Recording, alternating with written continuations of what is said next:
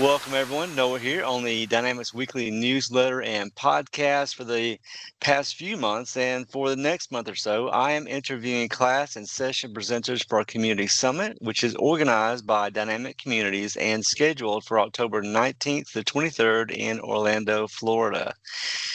And here we are starting off September. So October will be here in no time at all. So if you haven't had a chance, jump on that website, SummitNA.com, check out everything that's being offered. And there is a ton of stuff being offered.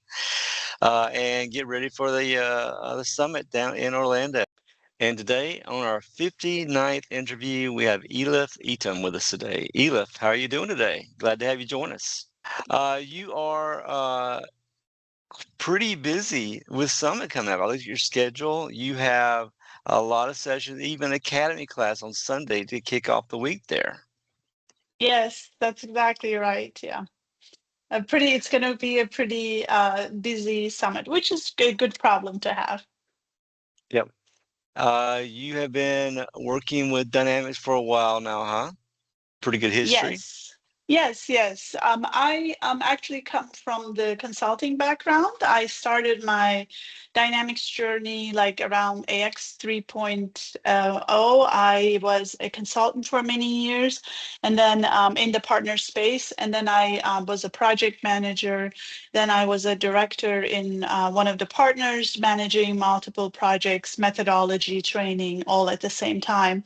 And around 9 years ago, it's going to be 9 years this year, I started my own company, and we are a training partner to Microsoft. We don't do any implementations. Our primary focus is training. And we offer all kinds of different user training services. One of the most important parts being we do have an online training platform. And through this online training platform, we offer role-based online training to teams that are implementing D365, whether that's their core team, subject matter experts, all the way through end users. We cover multiple products, but I'm mostly focused on FSCM or FNO, but we also offer training for D365 sales, customer service, and field service. So I'm very much so active in the Dynamics community. One reason is obviously by trade, I am a trainer. So I have to be up to speed on all of the changes in D365 because I have to make sure all of those changes are incorporated into our platform and into our training materials. But I also really enjoy the communities, and maybe it's because we're a small company and I work a lot of the times alone. It's sort of like a little bit of my circle, I've created a lot of friendships, connections within the community, and I love NA Summit because it's also a great way to just kind of reconnect with everyone that I know in the D365 community that are able to attend. So I'm very excited. I live in Dallas, and I am also a Microsoft MVP, which gives me a lot of opportunities to work directly with Microsoft, but also take advantage of all of the services that they offer to the Microsoft MVPs. For all of your training options, I would assume the majority is all online. But do you find yourself traveling a lot for training engagements? Not as much. We are primarily focused, so we sort of like offer this hybrid approach, which starts with the basic training being online, and that online training is out of the box. So I spend quite a bit of time making sure that material is up to speed and up to date, and also we continuously add new materials. We also offer custom training online as well. So if the customer has modified D365 or doing something a little bit different, then we usually end up creating custom videos for them and still offer them online. And as the last step, which sort of creates that hybrid option, is that we do offer in-person training as well. So I do occasionally travel. We also have instructors that we work with, and those instructors travel. So it's not something that that we do heavily, because by the time we come into that last stage of implementation, hopefully we have educated the customer enough that they're able to provide that final training themselves. But occasionally they'll need more boots on the ground. They need a little bit more support. In that case, we definitely do send some instructors to help them out. Nice there. You have been with Summit for many years here as well. And in fact, I think you said you're on the planning committee for the F&O piece of this. Yes, yes. I started to attend. So my journey with Summit was the first time I attended as just a attendee. But over the years, slowly, I was able to be a presenter first. Then for the last several years, my company is also an exhibitor. So we have been very much so a part of NA Summit. It's a great way for us to connect with our existing customers, meet with potential customers, and also, again, just connect with the entire D365 community. Because we work directly with customers, we also are connected with a lot of implementation partners. We don't necessarily work with them, but I do know a lot of the implementation partners. So it's sort of also a great way to connect with them as well. And for the last few years, I have been helping as a part of the planning committee, which is basically a committee of maybe 8 to 10 people specifically for F&O. And we review all the sessions that are submitted for the F&O topic. We rate them. We have a sort of a method of making sure that we pick a sort of a good spectrum of sessions from different groups of people. We make sure that there are customers presenting, partners presenting. We make sure that variety of topics are covered. So it's quite of a bit of a challenge and quite a bit of a work. So yeah, it's been a lot of fun for the last couple of years being a part of that group. And as a result, also, I do help with few of the sessions during NA Summit, sort of representing the planning committee.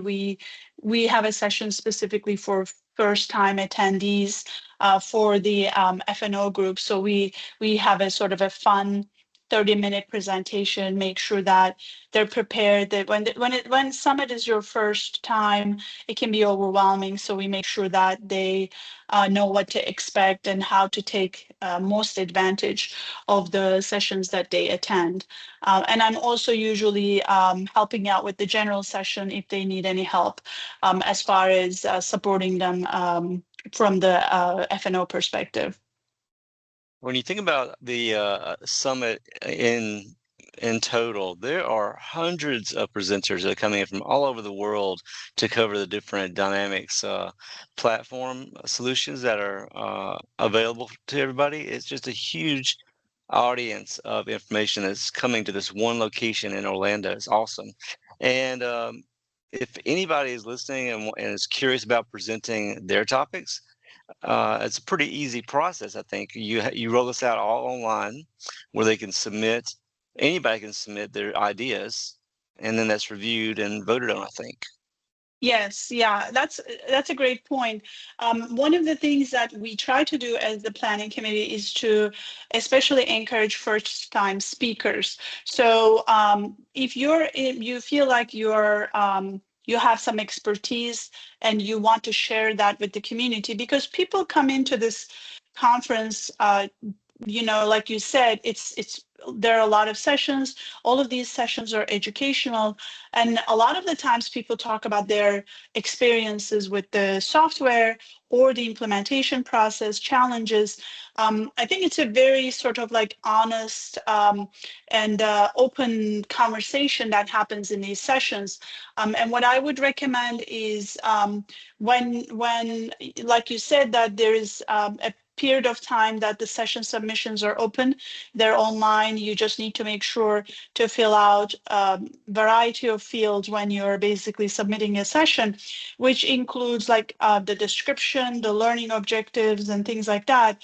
And what I would recommend to people who are interested is to really just allocate some time when you're filling out that form. So just because you know that topic, or you know what you're maybe really knowledgeable about what you're going to present, that doesn't necessarily mean that we understand it. So if you're really clear, precise about what you want to present, we just read all of it. Like we literally read the everything, sort of like really look into it and make sure that is this something that like I would want to attend if it's a topic that I'm not familiar with, and everybody in the planning committee is looking from that perspective. So yeah, I would definitely say just take the time. I know there's also now like ChatGPT and stuff. We also recognize that when we look at the description, we're like, oh, it looks like ChatGPT wrote this. So it's important that we understand what is it that you're bringing to the table. And I think there's just tremendous amount of opportunity to present. And when you do present, you get a free ticket, just so that everybody knows.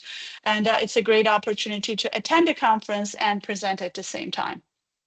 Definitely. And you are going to be very busy that entire week of Summit download. You start everything off on that Sunday with an academy class.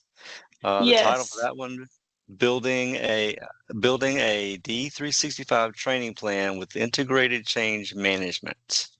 Yes, that's exactly right. So this is my first academy session. It's actually interesting that I've been attending Summit for the last several years, but I've actually never had an academy session before. So I'm very, very excited.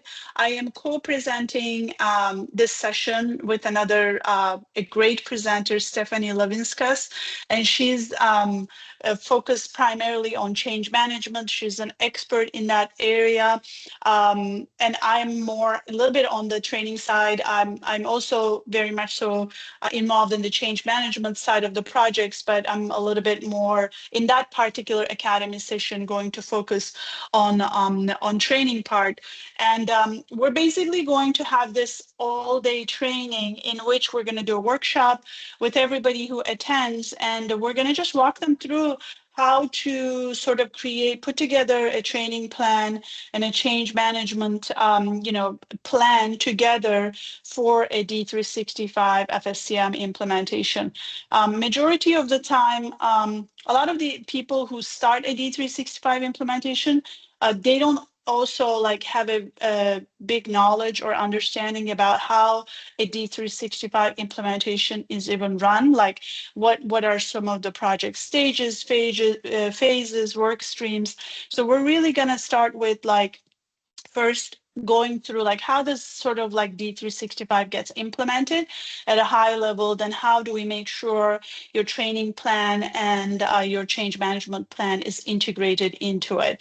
I'm very excited. Hopefully we'll have enough attendees. So how the academy sessions work is you put the session out there and people register to it. So there's a sort of a deadline date that by that date you have to have enough students to be able to conduct the academy session. So I'm excited. Hopefully we'll have enough students and we'll be able to do this one-day academy class. And the deadline for registration for this class must be coming up pretty soon. I've got two, but I haven't looked at the cutoff date. Do you know the cutoff date for registration? I think it is September 20th. It's, if I Okay. remember, something like maybe we have another 2.5 weeks or so. So for the academy, obviously you can register for Summit all the way till Summit, but I think for the academy, they will make that decision, I would say probably the last week of September, whether or not to have the session or not. Yeah. Yep. And for everybody on the website for SummitNA.com, keep in mind there are two registrations. So you have a registration on that website for Summit itself, which gives you access to all of the sessions for all the different products. as well as Expo Hall and everything that goes on during the week at Summit. But if you want to attend the class, that is the Academy classes. It's the same website, but is a separate registration process. So it's in addition to the registration for Summit. And when you go into the website and look, there's a button at the top right that says "Add to my show planner," which is a great button. Start using that and plan your sessions and stuff that you want to go to. That just adds it to your schedule. Doesn't include the registration. So actually go through the registration process for those Academy classes. Yes, that's exactly right. And we just so you know, and I'll send you this, but we do have a discount code if your listeners are interested. They can get 10% off from the registration fee by using the item by items 10% off code. So I'll make sure that you have that and you can put it out there for them to use. Awesome. And we can put that, is that something that we can just put in the comments section when we post Yes. this to LinkedIn? Yeah. Okay, great. Yeah, absolutely. Okay. Yep. So that is starting you off on Sunday. That is a whole day, 8 till 5 o'clock. And then that Sunday evening, you are part of the F&O first time attendee meeting session, which is it's listed from 5 o'clock to 5:45. Will you be presenting anything or just mingling during that there? Is that an actual presentation? It is a little bit. So what we've been doing for the last couple of years, is sometimes we do a presentation, sometimes we do a little game to just sort of talk about, we try to make it fun to give them an idea how how the conference is structured, where is Expo Hall and what is in Expo Hall, and what are some of the best practices, like how to use the app to make sure that you mark the sessions that you want to go to. We encourage people to ask questions, meet lots of people. So it's a sort of a day, we try to make it interactive and fun. And then after, so while we're doing this for F&O, the other groups are doing at the same time their first time attendee sessions as well. It's happening in the same place. Then when it's all done, usually there's sort of a little bit of a gathering. And then I think they offer some snacks and drinks afterwards, and everybody gets to meet with each other and mingle. It's a sort of a great way to kick the conference off, especially for people who are attending for the first time and have never been a part of it. A lot of the other product experts, even though they're not presenters or speakers in the session, they tend to also attend, and you can meet like other MVPs or other community members. It's a great opportunity to mingle for sure. Awesome. And I see Crystal Ahrens listed there, Nigel Cox, and Jose Lemus listed there as well. As Yes, yeah. speakers as part of that little get together. And that's really Yeah. a great event. First time going to Summit, go there and meet some new people. Maybe you can meet people in your industry, in your local area, the people who are using the same products they're using back at your office, and maybe go through the same struggles you're going through at the same time. So networking is a great part, and networking on the first night, even better. Exactly. And then you have Monday off, no sessions on Monday, but then Tuesday you are back with Getting Educated in D365 F&O. Yes, this is one of the joint sessions. Actually, Nigel Cox, who is very much so well known in the manufacturing area of F&O in the D365 community. So he has asked me to be a part of this sort of a panel. We will be presenting together with Nigel, myself, and Rachel Profitt from Microsoft. And Rachel has a lot of experience about Microsoft's learning tools, specifically Microsoft Learn and also the business process catalog. So the approach to this session is that she's going to talk about Microsoft's resources and different tools that can be used to get educated in F&O. I'm going to talk about third-party tools that can be available for you to utilize in the market to get educated, because I'm in that space, and that is what I provide. And Nigel is going to talk about more in-person workshop type of way of getting educated in F&O, which is, that's where his niche is, and that's the type of services and training he provides. So hopefully we will be able to make this interactive and talk about all different options that the different users have, and we'll be able to take questions from the audience as well. Great. That is for Tuesday, October 21st. It's a morning session at 9:45 for an hour there. So that'll be a great one for Yes. people to sit in on, F&O. Yes. And then Tuesday, yep, that wraps up your Tuesday. Then you come back Wednesday and you have two sessions. The first one is at 8 o'clock in the morning. How can Yes. training help to migrate from GP or AX 2012 to D365 F&O? Yes, and this is my basically solo session. So this is the session that I will be presenting by myself, and primarily I'm going to talk specifically here to, hopefully, to the participants that are considering moving to F&O from either GP or AX 2012, because moving from those two, 12 being an earlier version of F&O, GP being a different product, you have some advantages of being sort of in the same platform. So I'm going to specifically talk about how to take advantage of those similarities. There's some terminology similarities, but also differences. What are some best practices about, how to structure your training and take advantage of those, and also making sure that to talk about the lessons learned from real life migrations, so that people can take those into their own implementation.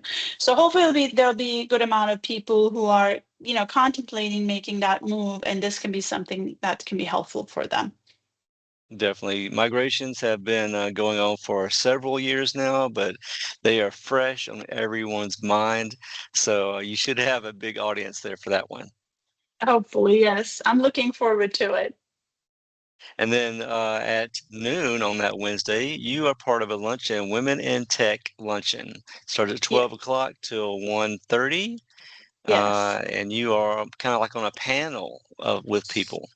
Yes, actually, this year we're going to be. I've never been a part of the Women in Tech Luncheon. I mean, I've participated as an attendee, but I've never been a part of the panel. But this year we're going to be doing something a little bit different. Instead of a panel, we're going to do a more sort of the TED Talk type of style presentation. I think everybody is going to have just 6 minutes to talk about their part.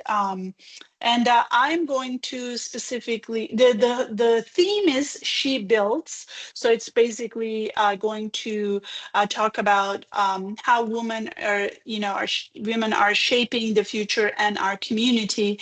And I'm specifically going to talk about raising strong daughters who are in the tech world. So that was my submission for the 6 minutes. So I don't know what everybody else is going to talk about. We actually have a meeting soon to discuss how we're going to run this whole thing, but I'm very excited. And honestly, this is like the one session that I'm super nervous about, because yeah, it's just the time is so short, and I'm going to have to just memorize really what I want to say. So it'll be interesting. It's going to be a good little challenge for me to push through and do this presentation without getting emotional. So it'll be interesting. I do have a daughter who's in college, so I will just bring from experience, what I think makes how we can encourage young women to be a part of the tech community. Great. And I have met some of the other panelists already. Sam Bush has joined me in a podcast. Kashana Gipson has joined me just yesterday, in fact. Jennifer Harris, Mary Lanham, and Michelle Serna. I haven't had them yet, but maybe I'll fit them into a interview pretty soon here. But great panel Perfect. there. So that is Wednesday at noon, 1 to 1:30, so an hour and a half there with some great presentations, Women in Tech Luncheon. And then that wraps up your Wednesday as far as the sessions. But then you come back Thursday morning to wrap up your summit sessions. Is an 8:15 in the morning session, bright and early, last day of summit.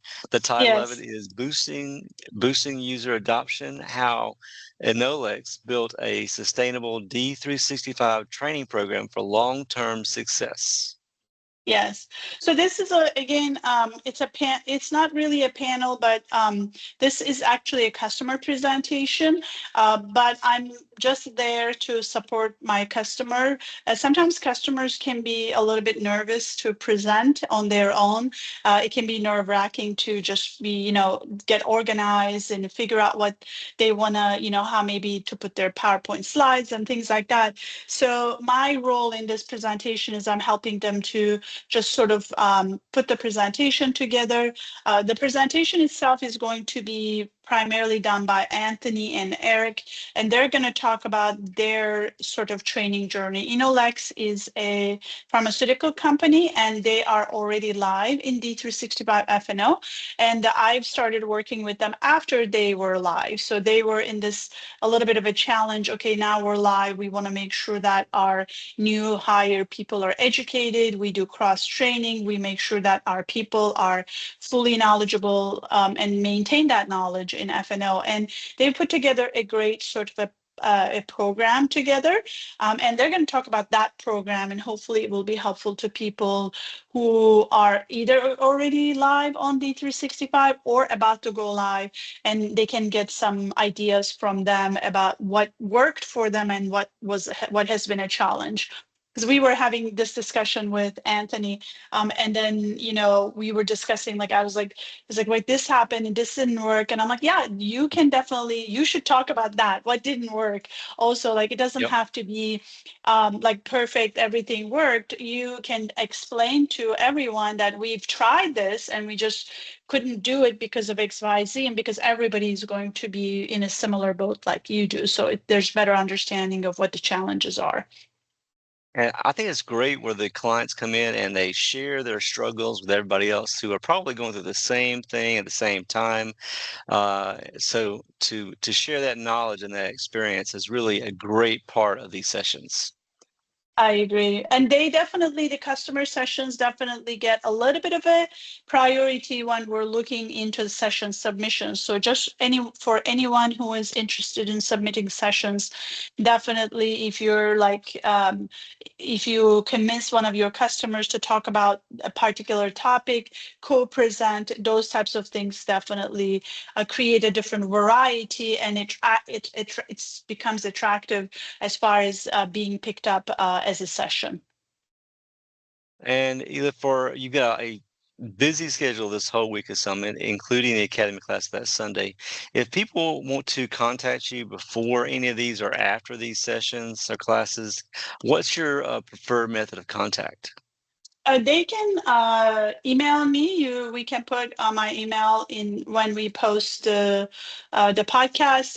They can also message me through LinkedIn. I'm very active in LinkedIn, and then either one of those would be helpful. And if they wanna come and see me at Summit, that I will be also my company item by item will have a booth in the Summit Expo Hall. We are going to be at 1345, or we're a little bit all the way in the back of the Summit area, and come see us, or you can come to any of the sessions that I'm having, or you can come to the welcome for the first timers.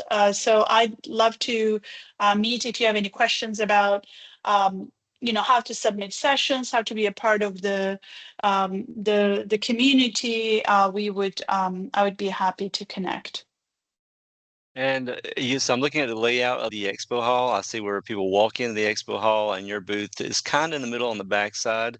But hey, you should have some good traffic there with the pickleball tournament. It's interesting because we actually commit to these slots. Like I've committed to this slot like a year ago when basically last summit, and the layout has changed a little bit, and they added more things. So hopefully, hopefully we'll be close to. Yeah, I can see that we are close to pickleball, and there'll be good foot traffic for us. I mean, it's the we are you guys cannot see, but we're looking at the expo hall map right now together, and it is there's going to be a lot of companies there. It's going to be huge. Yes, it is. An expo hall is always a big draw with a lot of booths, a lot of people presenting their services, their products. It's really a great place for everybody to mingle, get to chat with people, meet, schedule meetups there. So it's a great opportunity to get together. And I don't know, have you played pickleball yet? I have not. I'm Neither have probably one I. of the Neither have I. few people. I have not tried it, but I am going to try it You're during getting summer. to try it. Wow, you're brave. I don't know if I would want to. So I occasionally when I was younger, like we would play tennis for fun. I'm a huge fan of ping pong. So like they say that it's sort of like in the middle of ping pong and tennis. So Uh-huh. yeah, it's a great opportunity to try. You can at least see how it works. There's going to be, I think, some puppies there. You can pet some puppies. I haven't really looked yet into the Yeah. various different types of fun activities, but I think they're planning.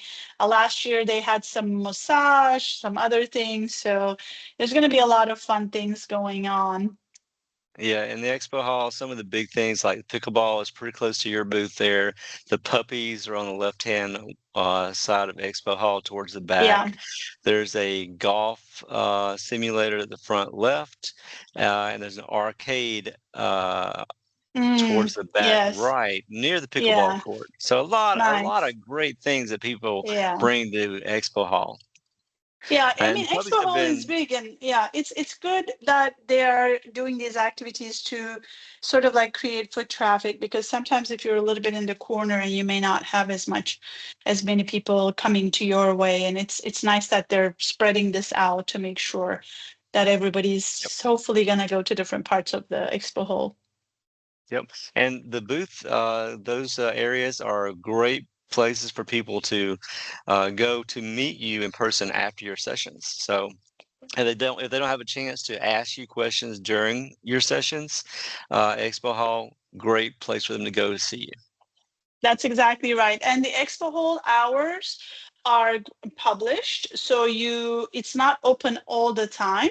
And one of the other things that they're trying to do is to not to have as many sessions during the expo hall hours, so that people are more attracted to go to the expo hall to look around.